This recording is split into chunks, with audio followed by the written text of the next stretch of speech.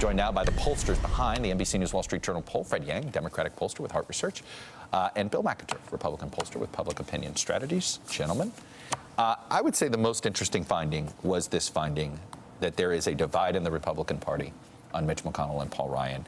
And I think it's fair to say that President Trump has exacerbated it, Bill. Well, kudos to Fred who wrote the question. We asked Republicans who voted for Trump, do you consider yourself a Trump supporter or a Republican? 58% said I'm a Trump supporter. And it tells you about sort of the takeover of the conventional Republican Party. And yes, it's significant. And yes, it tells you how much those Republicans are using Trump as their cue. Minor note, though, don't forget Nancy Pelosi still has a 40% negative, and independents don't like anybody who's running Congress. So we need to toss that in as well. Well, what's interesting about that is Nancy Pelosi, Fred, used to stand alone as the most unpopular congressional leader. Basically, Paul Ryan and Mitch McConnell, Chuck Schumer's still not as well known. He's not been there as long. But Paul Ryan and Mitch McConnell have essentially now caught up with Nancy Pelosi. Right, they've caught up with her, I guess is one way of saying it. But the thing that's different between Pelosi and Schumer and the two Republicans, or at least McConnell, is Nancy Pelosi and Chuck Schumer are still popular with Democrats. And as your graph showed, Senator McConnell is unpopular with Republicans and Trump voters. And I thought the other interesting question we asked in the poll about this divide in the Republican Party, which is fun to talk about, is I bet you enjoy it. Yeah, I can go on all night. It's among the 36% of Republicans who said only 36 were happy with the job that Ryan and McConnell were doing in Washington. That's Republican voters.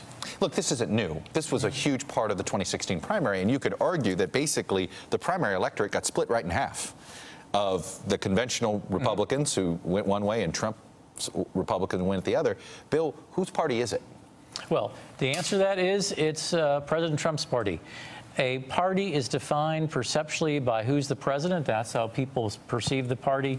And our Republican voters in this survey are telling you there's a tilt to say it's President Trump's party. So we're pollsters. Those are the numbers. That's both our 40-year institutional understanding for how people view a party through the lens of the presidency, and that's how our own party, Republicans, are telling us they identify themselves. This actually, though, gives President Trump quite the opportunity. Fred, you, I think, made the point in our call that there is a corollary here. Bill Clinton, circa 1995, who decided to cut deals with Republicans. And there was a political expediency why he did it. He felt, look, first of all, the landscape shifted on him, number one. And he did triangulate against his own party and the base of his own party. And it was a successful strategy to get small things done. But is it a long-term strategy? And what's the opportunity here for President Trump? Is it real? Well, look, I thought, again, you showed the graph of the 71% of Americans approve of President Trump's working with Democratic leaders on the hurricane relief and the government shutdown. So Democrats were happy with that, 78%. Trump voters were too. That's what I mean. So look, the one thing that sustained President Trump, even when his numbers started going down, was he still had that hardcore base. He still got that hardcore base. Actually, his numbers are up a little bit with his voters since our last poll. But now he's up, to 41% approve with independents. Look, it's a delicate tightrope. I don't know if he's shown as president he can sort of navigate a tightrope. He's sometimes shown the ability or willingness to jump off of it. But no, I think there's an opportunity here to improve his numbers to get back to an agenda. So, Bill, what I'm curious is, if you're an incumbent senator, let's skip Luther Strange here for a minute. That's a unique primary situation. But a generic Republican senator, Republican House member, I'm going to put up this vote. Do you support Trump or the Republican Party? And among Republicans and leaners, more people pick Trump over the Republican Party as a whole, 58-38.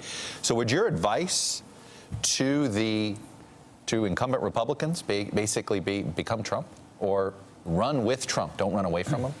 Well, there's another reality. In 2016, there were 3 Republicans who running for Senate who withdrew their endorsement of Trump. One was in Nevada, one was in New Hampshire. They lost narrowly. John McCain was the other, and he won. John McCain's kind of a unique political fixture. I think I've got to tell you, I just, that's what you're asking. I do this for a living. I tell Republican senators, he's the president, he's the incumbent of our party fundamentally agrees with them issues, and you should, like Neil Gorsuch or other part of what he's doing, doing. You need to be very clear that say, I agree with the president on these issues, Right. and then you have room to say, I disagree with him here. And then in terms of his personal behavior, tweets and other stuff, you can say, hey, look, that's the guy. I don't agree with the way he handles some stuff. But you cannot, like in any party, get very far away from your president and think that's going to go well. All right, let's do quick 2018. I want to show the generic ballot here, Right. and I want to show it the split among Republican districts and Democratic districts. So first, here's the overall generic ballot. Democrats 6 point, actually a tick down. Fred, if Democrats are winning the generic ballot by 6, is that a good thing or a bad thing? It's a good thing, but I don't know if you're going to have this chart. I am. Keep this up here. Control Right. of Congress, Right. Republican-leaning districts. Right. The generic ballot, the Republicans have a 14-point lead. In Democratic-held districts, Democrats have a 29-point lead. I guess my point is this: that means that generic ballot of 6 points is meaningless, isn't it?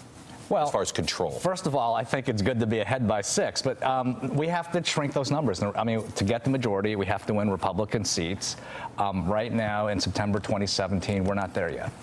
What's the bar, Bill, when you're looking in that Republican number? If you see it in single digits, is that when you sound the alarm? Is 14 a manageable number? Is Well, that, what is the manageable number? God bless the NBC Wall Street Journal poll. We know the number. In 2006 and in 2008, when Democrats won double-digit seats, on our polling for you, they had advantages on that preference number of literally 8 to 12 points. And sometimes high as 13 in 2006. Just given the redistricting, I think the Democrats have to win the two-party vote by 7, 8 or more. That means they're a little bit short. And yes, I believe they in Republican districts, we've had that same advantage since 2010. It's been low double digits. When a party loses, it starts losing turnout with its own people and it starts learning its own base. So if I wake up and it's October and we're sitting here in 2018, take this tape and say, hey, Bill, here's the new CD number for Republicans. It's 6, you're only at 8 points in your own CDs. You're going to tell me, look at this video and say, Bill, hey, you've just told me you're in big trouble. But the other number also is presidential approval. So we're not there yet. We're close. And it's also in the poll that President Trump had an uptick. And one of the questions that you were asking, Bill, about Republicans and Trump will be, that might be the strategy to win a primary. What does that mean for the general election? And a divided party, history says the more divided party usually loses. Right. That was true until 2016. Anyway, Bill and Fred. Thank you. We got a lot in this poll. We didn't even get to single payer. Fascinating splits on that. There's all sorts of tax questions in here. DACA. This poll is going to live for quite a long time, has a lot of legs. Thank you, gentlemen. Hey there, I'm Chris Hayes from MSNBC. Thanks for watching MSNBC on YouTube. If you want to keep up to date with the videos we're putting out, you can click subscribe just below me or click over on this list to see lots of other great videos.